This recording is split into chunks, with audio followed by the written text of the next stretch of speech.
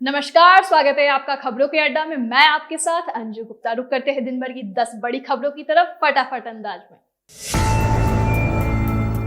पहलवानों के विरोध पर WFI प्रमुख ब्रजभूषण सिंह मीडिया से बात करते हुए कहा कि मैं उनसे अपील करना चाहता हूं कि आपके वजह से खेल की गतिविधि 4 महीने से ठप है। मुझे आप फांसी दे दीजिए, लेकिन खेल को मत रोकिए। बच्चों के भविष्य के साथ खिलवाड़ मत कीजिए।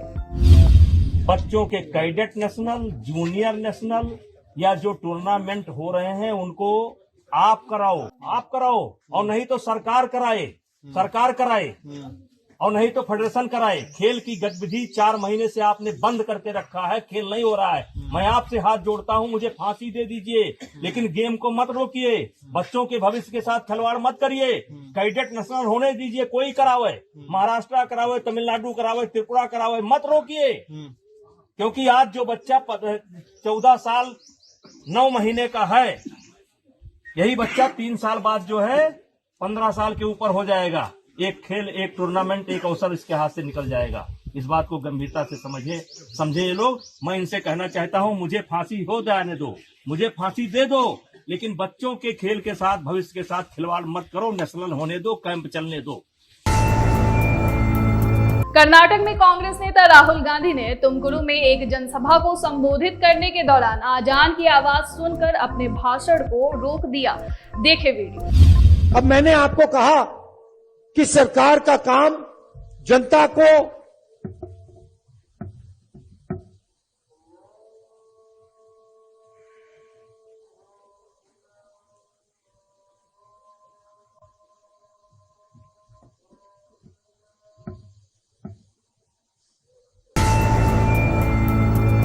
समाजवादी पार्टी प्रमुख अखिलेश यादव ने कहा कि प्रधानमंत्री के आवास के पास उनका वाईफाई इस्तेमाल करने वाले पर एसटीएफ ने छापा मारा है।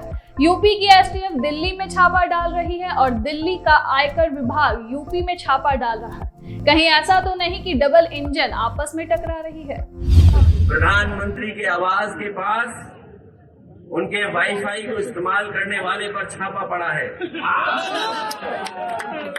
जो प्रधानमंत्री आवास के पास कोई रहता है, बड़ा दमदार आदमी है, कोई रहता है, उस पर एसटीएफ ने छापा मारा।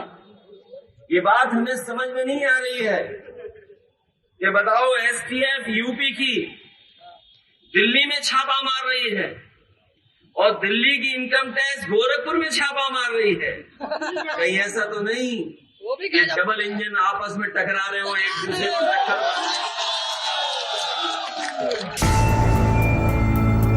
छत्तीसगढ़ में इस साल के अंत में विधानसभा चुनाव होने हैं। इससे पहले ही भारतीय जनता पार्टी को तगड़ा झटका लगा है। राज्य में पार्टी के नेता और राज्यसभा सांसद नंद कुमार साय ने इस्तीफा दे दिया है। उन्होंने आरोप लगाया है कि उनकी छवि खराब की जा रही है। भाजपा के पूर्व नेता नंद कुमार साय छत्तीसगढ़ के मुख्यमंत्री और कांग्रेस नेता भूपेश बघेल की उपस्थिति में कांग्रेस में शामिल हो गए, जिस पर मध्य प्रदेश कांग्रेस अध्यक्ष कमलनाथ ने कहा कि ये तो ट्रेलर है, जनता दुखी है, भाजपा के वरिष्ठ नेता दुखी हैं।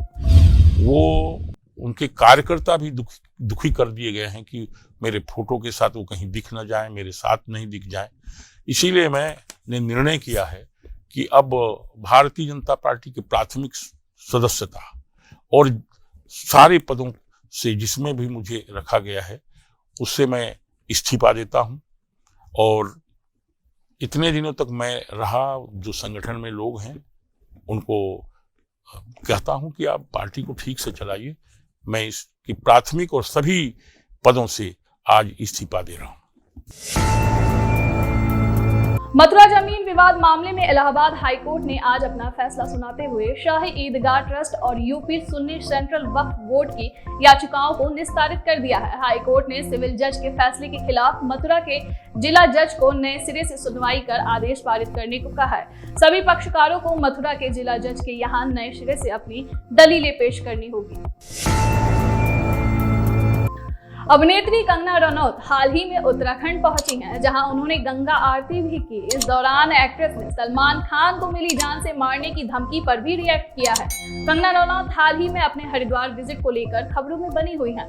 इस दौरान सलमान खान को मिली धमकियों पर उन्होंने कहा कि देश अब प्रधानमंत्री नरेंद्र मोदी और गृह मंत्री शाह के सुरक्षित हाथों में है, इसलिए सुरक्षा को लेकर डरने की कोई बात नहीं है। देखिए, जैसा मैंने कहा कि हम कलाकार हैं और बाकी आप देखिए हमारे जो प्रधानमंत्री जी हैं और गृह मंत्री जी हैं वो बड़े बड़े दिग्गज हैं, जो कि सब सलमान जी को सिक्योरिटी मिली हुई है, तो डेफिनेटली सेंटर से उनको सिक्योरिटी मिली हुई है, तो जिनकी रक्षा खुद स्वयं श्री नरेंद्र मोदी जी एंड श्री अमित शाह जी और वो पूरी सेंटर से जो मिली हुई है सिक्योरिटी, तो हम भी इस बात को लेके काफी आश्वासन में है कि उनका भी अच्छे से जिस तरह से ख्याल रखा जा रहा है। मुझे भी जब धमकी मिली तो मुझे भी सिक्योरिटी मिली थी, तो जब मैंने कहा देश अच्छे हाथों में है तो हम क्यों चिंता करें, हमारी चिंता करने लायक कोई बात नहीं है। पेट्रोलियम और तेल विपणन कंपनियों ने वाणिज्यिक एलपीजी सिलेंडर की कीमत में आज कटौती कर दी है। गैस सिलेंडर के दाम में 171.50 रुपए की छूट कर दी गई है। इसके बाद दिल्ली में 19 किलो के एलपीजी सिलेंडर का खुदरा मूल्य अब 1856.50 हो गया है। आपको बता दें कि सिर्फ कॉमर्शियल एलपीजी सिलेंडर के दाम घटाए गए हैं। 14.2 किलो वाले घरेलू रसोई गैस की कीमतों में फिलहाल कोई बदलाव नहीं हुआ है। तुर्की के राष्ट्रपति एर्दोगन का कहना है कि संदिग्ध आईएसआई प्रमुख अबू हुसैन अल कुरैशी सीरिया में मारा गया है। एर्दोगन ने कहा, ये पहली बार है कि जब मैं ये कह रहा हूँ। इस व्यक्ति को कल MIT द्वारा चलाए गए एक ऑपरेशन में मार दिया गया था। उन्होंने आगे कहा कि तुर्की बिना किसी भेदभाव के आतंकवादी संगठनों के खिलाफ अपना संघर्ष जारी रखेगा। अनादोलू एजेंसी के अनुसार 2013 में तुर्की दाएश ISI को आतंकवादी संगठन घोषित करने वाले पहले देशों में से एक बन गया। पाकिस्तान के प्रधानमंत्री शहबाज शरीफ और मंत्री हिना रब्बानी खार की चीन पर हुई वार्ता लीक हो गई है। इस लीक कम्युनिकेशन से यही पता लगता है कि चीन को लेकर दोनों के बीच काफी मतभेद है। खार ने PM से अमेरिका की जगह चीन को प्राथमिकता देने की वकालत की है। कुछ दिनों पहले अमेरिका की इंटेलिजेंस से जुड़े कुछ डॉक्यूमेंट्स लीक हो गए थे।